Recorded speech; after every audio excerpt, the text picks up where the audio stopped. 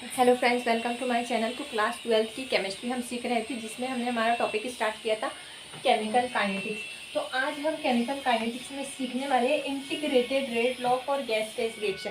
पिछली क्लास में हमने देखा था फर्स्ट ऑर्डर रिएक्शन के लिए इंटीग्रेटेड रेट लॉ क्या होता है। K = 2.303 upon T log to the base 10 A0/AT। ये होता है हमारा integrated rate law for first order reaction. जो आज हम सीखने वाले हैं ये इंटीग्रेटेड रेट लॉ फॉर, यहाँ पे फर्स्ट ऑर्डर रिएक्शन मेंशन करो, for first order gas face reaction. यानी जो हमारी फर्स्ट ऑर्डर रिएक्शन है ये वाली जो हमने देखा था, A gives product B + C।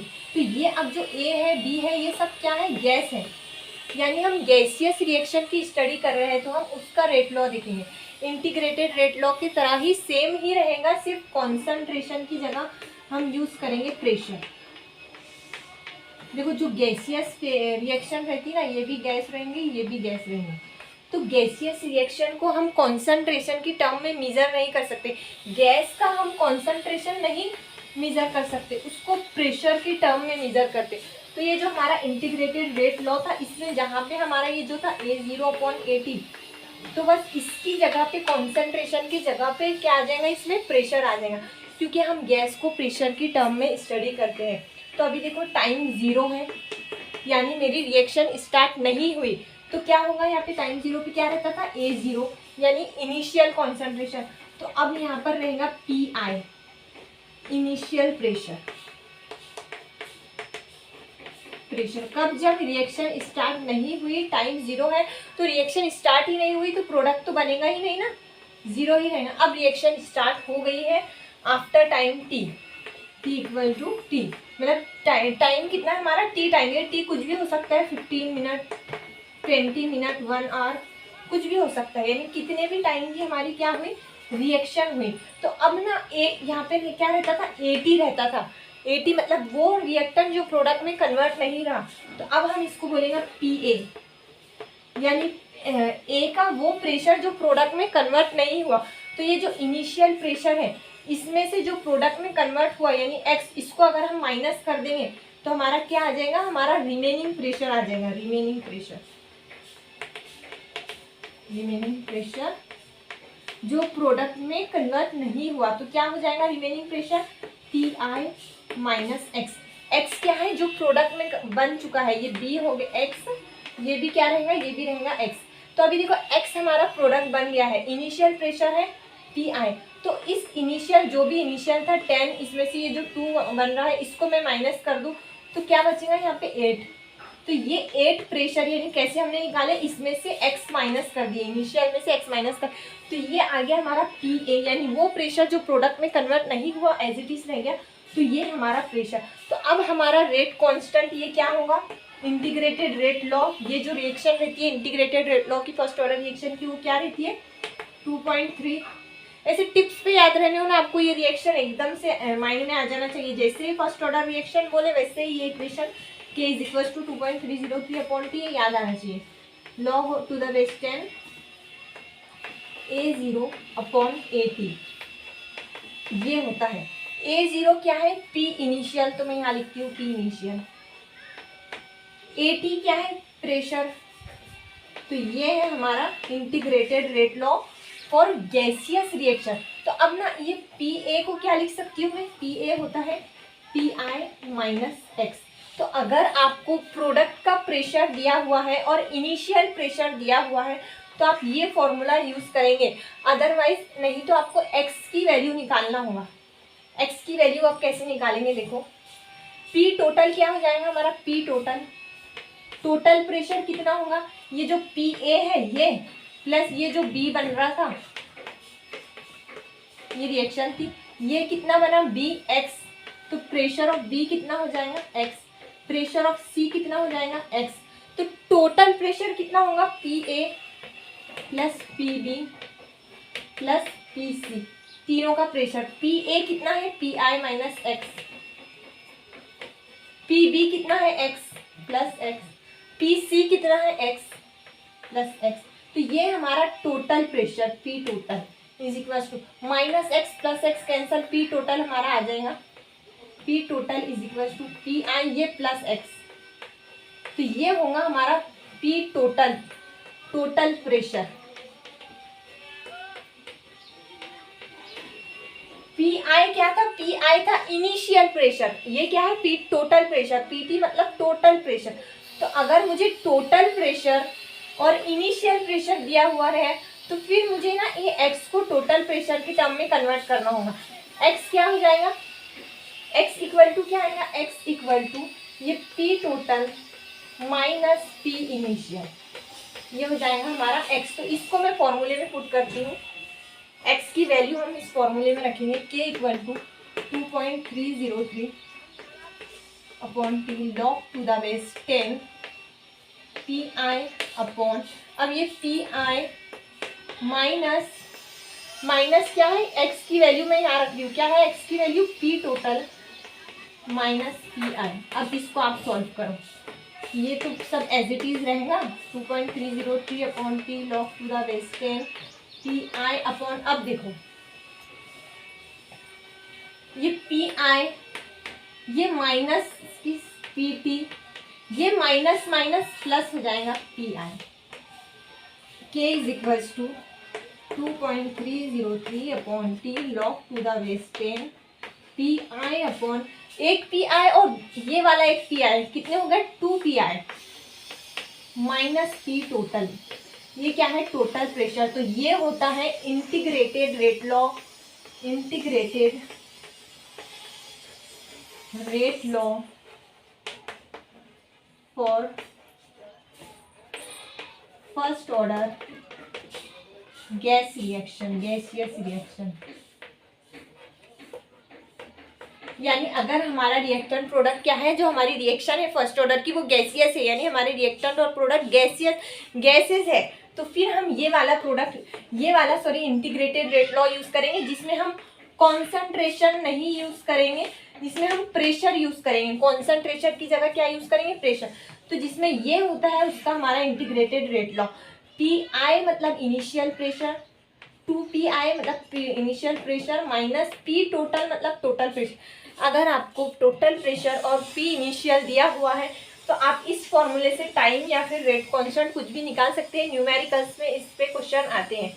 अब ना प्रेशर का यूनिट क्या होता है, कॉन्सेंट्रेशन का यूनिट क्या रहता था हमारा, कॉन्सेंट्रेशन का यूनिट रहता था मोल लीटर इनवर्स या फिर DM cube inverse, moles per DM cube.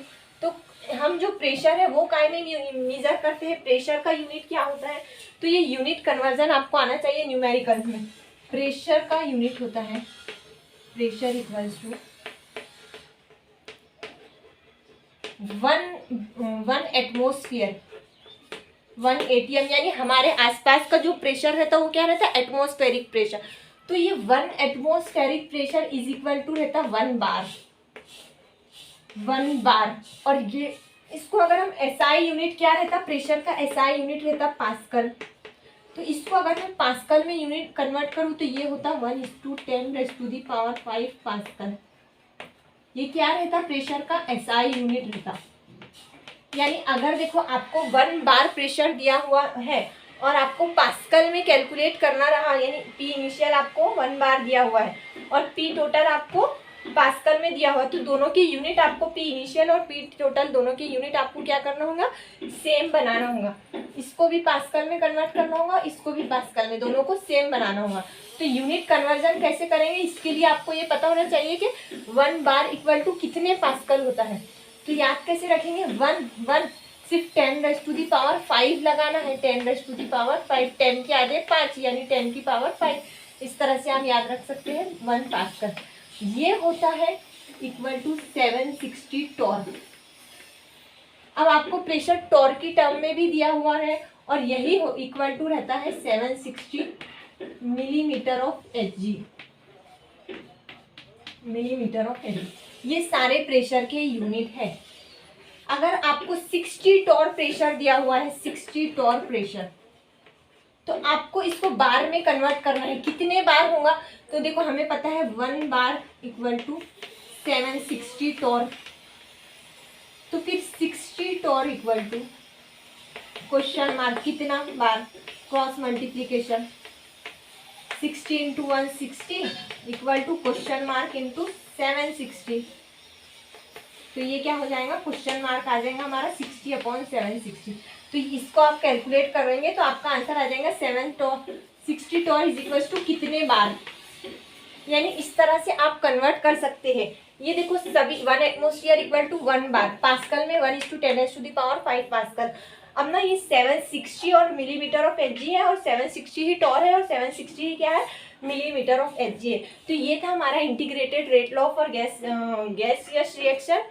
अब ना इसके न्यूमेरिकल्स जब हम इसके एक्सरसाइज सॉल्व करेंगे तो तब हम इसको न्यूमेरिकल्स में देखेंगे कैसे यूनिट का यूज होता है। इसके बाद ना फर्स्ट ऑर्डर रिएक्शन का एक टॉपिक रह गया है, उसके बाद हमारी रिएक्शन स्टार्ट होगी जीरो ऑर्डर रिएक्शन।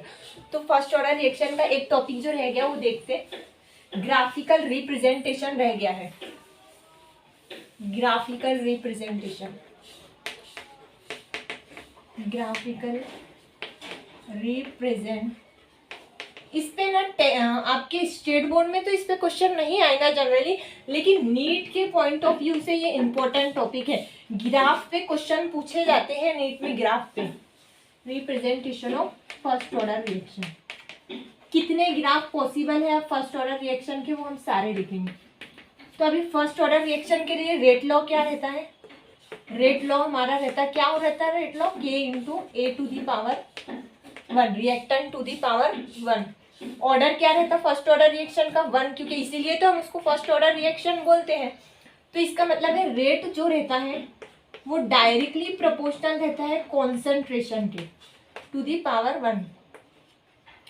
यानी अगर रेट में डबल करूंगी, देखो आपको ना इस पे एमसीक्यूज आते हैं कि अगर रेट डबल हुआ है तो फर्स्ट ऑर्डर रिएक्शन का अगर कॉन्सेंट्रेशन डबल हो रहा है तो रेट पे क्या इफेक्ट होगा। अगर कॉन्सेंट्रेशन डबल हो रहा है तो हमारा रेट भी डबल होगा फर्स्ट ऑर्डर रिएक्शन के लिए।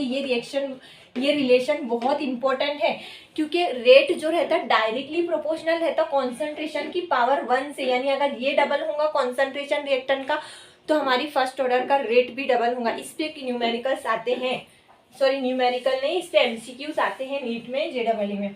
तो लिखो आप एक point, if concentration of reactant if we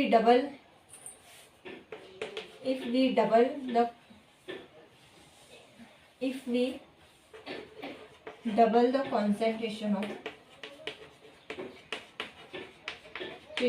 reactant, rate also get double।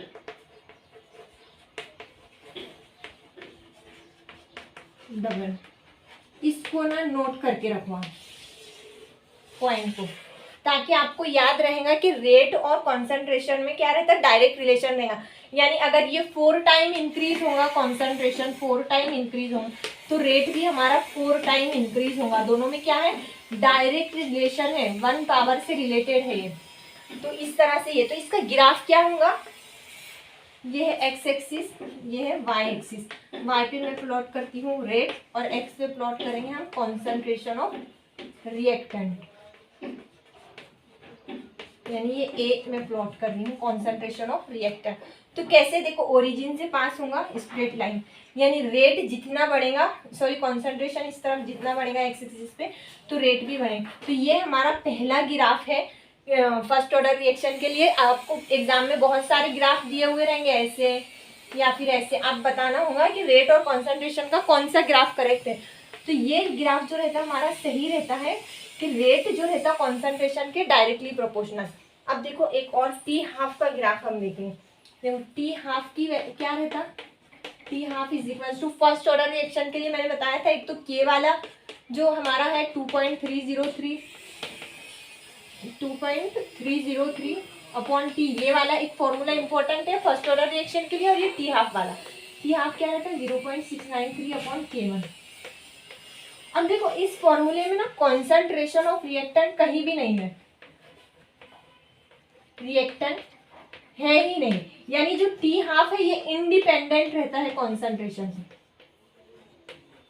ये concentration of reactant first order reaction का जो टी हाफ रहता है वो कॉन्सेंट्रेशन ऑफ रिएक्टेंट पे डिपेंड नहीं करता। वो क्या काय पे डिपेंड करता, के पे। इनवर्सली प्रोपोर्शनल टू के रहता है। क्या रहता है? इनवर्सली प्रोपोर्शनल टू के, यानी K1 इंक्रीज होगा, रेट कांस्टेंट बढ़ाएंगे तो T हाफ डिक्रीज होगा। जैसे ही, और लॉजिकली भी बात है, अगर रिएक्शन का रेट इंक्रीज करेंगे हम, यानी स्पीड से रिएक्शन कंप्लीट होंगी, ये मैंने फर्स्ट लेक्चर में बताया था, तो टाइम क्या लगेगा? कम लगेगा। यानी के अगर हम बढ़ा रहे हैं, मतलब क्या बढ़ा रहे हैं? रेट इंक्रीज हो रहा है। तो रेट अगर रिएक्शन का बढ़ता है तो फिर टाइम तो ऑब्वियसली कम लगेगा ना, इसलिए दोनों में क्या है? इनवर्स रिलेशन है। और ये कॉन्सेंट्रेशन ऑफ रिएक्टेंट पे डिपेंड नहीं करता, ये भी इंपॉर्टेंट पॉइंट है। आपको एमसीक्यूज में पूछ सकता है, T half of first order reaction depend on concentration to the power 1, concentration to the power 2, इस तरह से ऑप्शन देगा। और एक ऑप्शन देगा इंडिपेंडेंट, यानी रिएक्टेंट पे डिपेंड ही नहीं करता, तो आपका आंसर रहेगा इंडिपेंडेंट। तो लिखो आप एक टी हाफ ऑफ, ये एक पॉइंट नोट करो और ये सेकेंड पॉइंट नोट करो कि T half of first order reaction is independent on concentration of reactant, concentration of reactant, यानी जो टी हाफ है हमारे फर्स्ट ऑर्डर रिएक्शन का, ये कॉन्सेंट्रेशन ऑफ रिएक्टेंट पे डिपेंड नहीं करता। एक ये पॉइंट, और जो रेट है वो डायरेक्टली प्रोपोर्शनल रहता कॉन्सेंट्रेशन ऑफ रिएक्टेंट के, ये दूसरा पॉइंट। यानी ये दोनों में डायरेक्ट रिलेशन है, और ये जो टी हाफ है ये डिपेंड नहीं करता। तो इसका क्या ग्राफ होगा? देखो, जो हमने फर्स्ट ऑर्डर रिएक्शन का एक ग्राफ देखे, ये है रेट वर्सेस कॉन्सेंट्रेशन का, रेट वर्सेस कॉन्सेंट्रेशन। तो ये डायरेक्टली प्रोपोर्शनल करता है, इसलिए दोनों क्या होंगे? इंक्रीज होंगे। अब देखेंगे हम टी हाफ वर्सेस कॉन्सेंट्रेशन।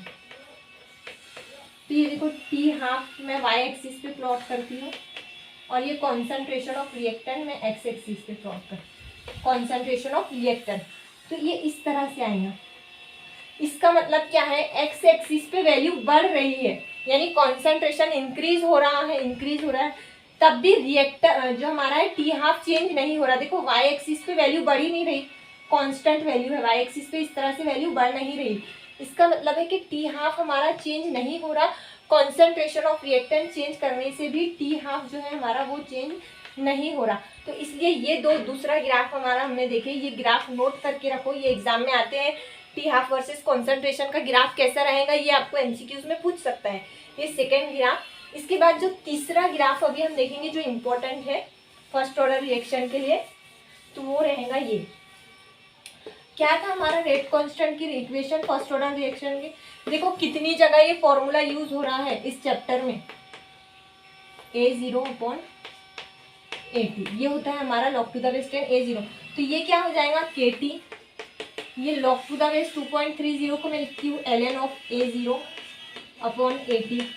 देखो ln ऑफ A/B क्या होता है? ln of A/B equal to ln of A minus ln of B, ये होता है ln ऑफ A/B। लॉग की प्रॉपर्टी रहती है ये, इसलिए KT equals to ln of A0 minus ln of AT। इस AT को मैं इधर, अभी ये माइनस में, इधर आने के बाद प्लस में हो जाएगा, ln of AT equals to ln of A0, ये प्लस में है तो इधर आने के बाद माइनस हो जाएगा KT। अब देखो, ये बन गई हमारी linear equation, straight line equation हमारी बन गई। y equals to mx plus c। m रहता हमारा स्लोप, c रहता, ये मैंने पिछली क्लास में डिटेल में बताया था, ये रहता इंटरसेप्ट, y इंटरसेप्ट, और ये रहता हमारा x एक्सिस पे जो हम प्लॉट करते हैं, और y रहता जो y एक्सिस पे प्लॉट करते। तो ये हो जाएगा हमारा y, ये हो जाएगा इंटरसेप्ट c, प्लस ये माइनस के हो जाएगा हमारा स्लोप, माइनस के क्या रहेगा? हमारा स्लोप रहेगा, और t को हम प्लॉट करेंगे x, तो ये t रहेगा हमारा x। तो x पे हम क्या प्लॉट करेंगे? x पे प्लॉट करेंगे t, y पे ln ऑफ AT। देखो ये इंपॉर्टेंट ग्राफ है ln ऑफ AT। तो ये देखो स्लोप कैसा है? निगेटिव है, मतलब ग्राफ इस तरह से रहेगा। अगर स्लोप माइनस के है ना, स्लोप क्या है हमारा? Slope equal to m equal to minus K. अगर ये प्लस के रहता तो ग्राफ इस तरह से रहता। अभी स्लोप माइनस के है, यानी ये डिक्रीजिंग रहेगा, और ये जो वाई इंटरसेप्ट है ये वैल्यू यहाँ से यहाँ तक की ये वैल्यू क्या रहेंगी हमारी ln of a0 Y intercept, और ये जो स्लोप है ये है माइनस की। तो ये एक ग्राफ लर्न करो। तीसरा ग्राफ, तीसरा इंपॉर्टेंट ग्राफ है ये हमारा, आपको पूछ सकता है रिएक्टेंट और ये जो टाइम है इनमें क्या रिलेशन है, ln of at versus time का क्या ग्राफ रहता है।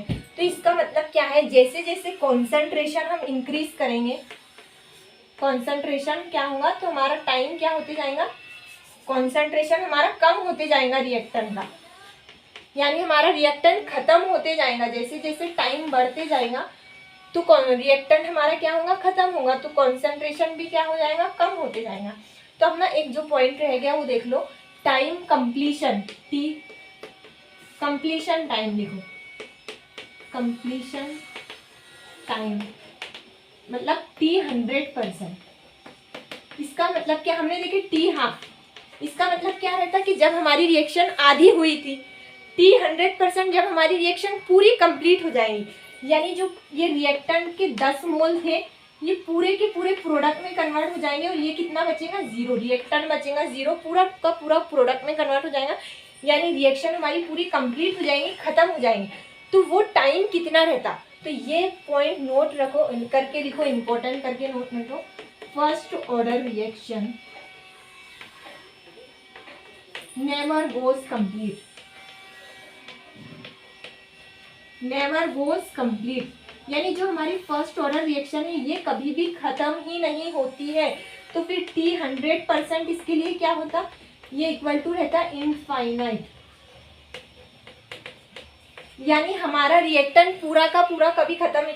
t 50% हम निकाल सकते हैं, यानी थोड़ा रिएक्टेंट कम होगा, आधा, t 75 भी हम निकाल, लेकिन t 100% आएगा ही नहीं, यानी पूरा रिएक्टेंट हमारा खत्म ही नहीं होगा। इसलिए टाइम कितना लगेगा, टाइम इनफाइनाइट लगेगा, यानी बहुत सारा जो हम मेजर ही नहीं कर सकते, इतना टाइम लगेगा, क्योंकि रिएक्टेंट हमारा पूरा खत्म ही नहीं होगा। तो इसलिए अगर हम देखो ये ग्राफ बनाए, अगर ये AT ये क्या है, कॉन्सेंट्रेशन ऑफ रिएक्टेंट है, और ये T, तो ये इस तरह से ग्राफ आएगा, यानी देखो ये T इस वाले एक्सिस को कभी टच ही नहीं करेगा टाइम में, ये इस तरह से जाएगा, यानी रिएक्टेंट हमारा पूरा कभी खत्म ही नहीं होगा, कितने ही टाइम तक आप रिएक्शन कर लो।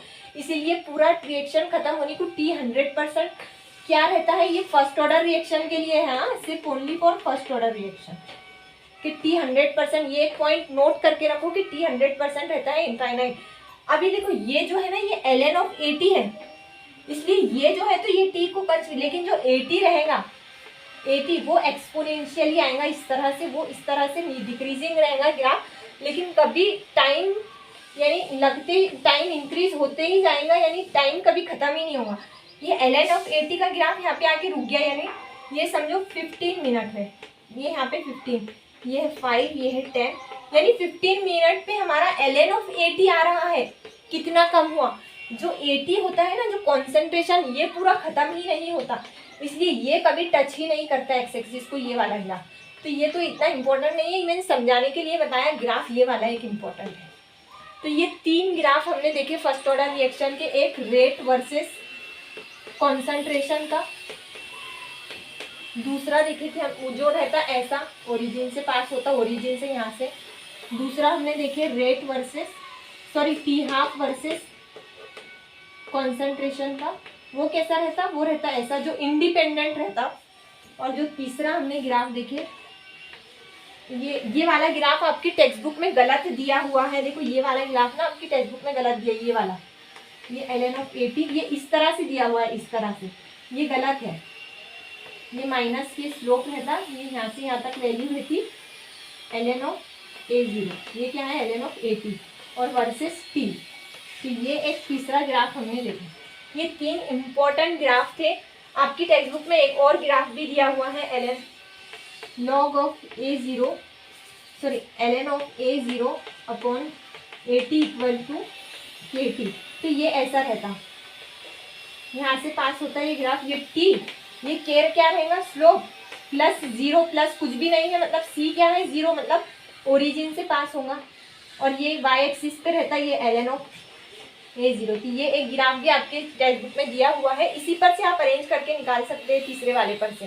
तो ये इतना ज़्यादा इम्पोर्टेंट नहीं है, ये 3 ग्राफ बहुत इंपॉर्टेंट है। वो भी इम्पोर्टेंट है चौथा वाला, ये वाला ln of A0 upon AP versus T, ये ग्राफ, ये 3 जो है ये सबसे ज़्यादा ग्राफ है और ये इम्पोर्टेंट है। और ये चौथा, 4 ग्राफ हमने फर्स्ट ऑर्डर रिएक्शन के लिए देखे, कौन कौन से, rate versus concentration, T half versus concentration, ln of AT versus T और ln ऑफ A0 अपॉन AT वर्सेस T।